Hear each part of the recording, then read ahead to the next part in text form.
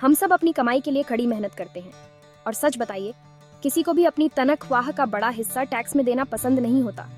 बुरा लगता है ना? लेकिन एक अच्छी खबर है, आपके टैक्स रिटर्न को बढ़ाने और अपनी मेहनत की कमाई का ज्यादा से ज्यादा पैसा वापस पाने के स्मार्ट और कानूनी तरीके हैं। इसे ऐसे समझें, आपने वो पैसे कमाए हैं और आप इसके ज्यादा से ज्यादा हिस्से को अपने पास रखने के हकदार हैं। ये टैक्स चुराने के बारे में नहीं है, ये सिस्टम को समझने और अपने फायदे के लिए इसका इस्तेमाल करने के बारे में है। कुछ आसान टिप्स और ट्रिक्स को अपनाकर आप अपनी जेब में ज्यादा पैसे वापस पा सकते हैं जहां उसकी जगह है। यह किसी भी तरह के गैर कानूनी काम या धोखाधड़ी के बारे में नहीं है।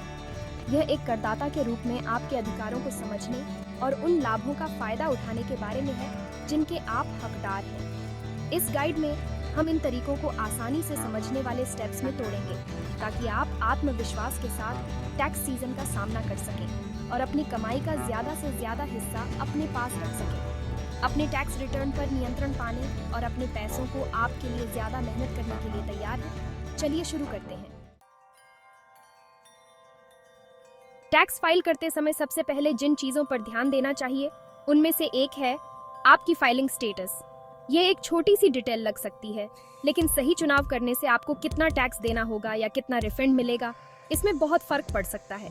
चुनने के लिए कई फाइलिंग स्टेटस हैं, जिनमें single, married filing jointly, married filing separately, head of house hold और क्वालिफाइंग विडोअर शामिल हैं।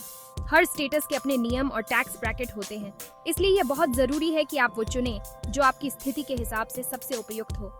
उदाहरण के लिए, शादीशुदा जोड़े अक्सर मानते हैं कि जॉइंटली फाइल करना हमेशा सबसे अच्छा विकल्प होता है।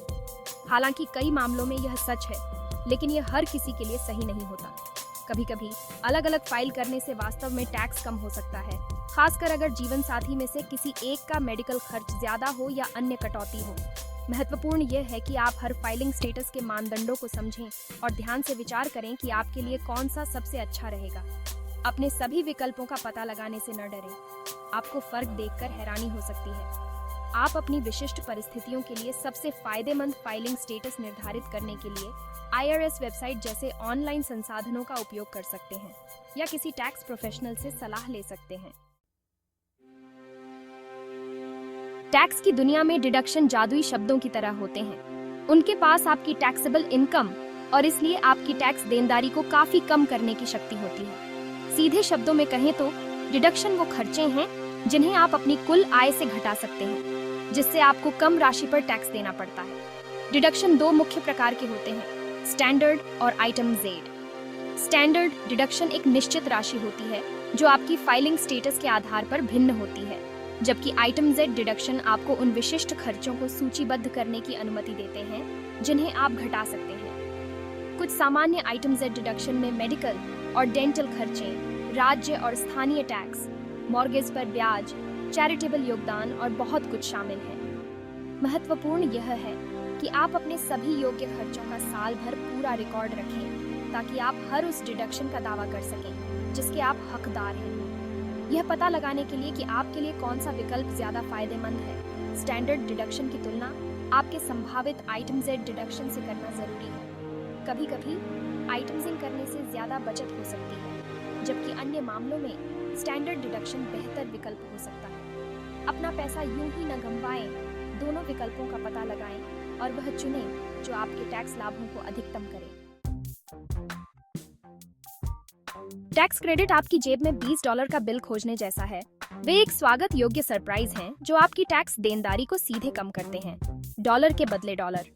डिडक्शन के विपरीत, जो आपकी कर योग्य आय को कम करते हैं, टैक्स क्रेडिट सीधे आपके द्वारा देय कर की राशि को कम करते हैं।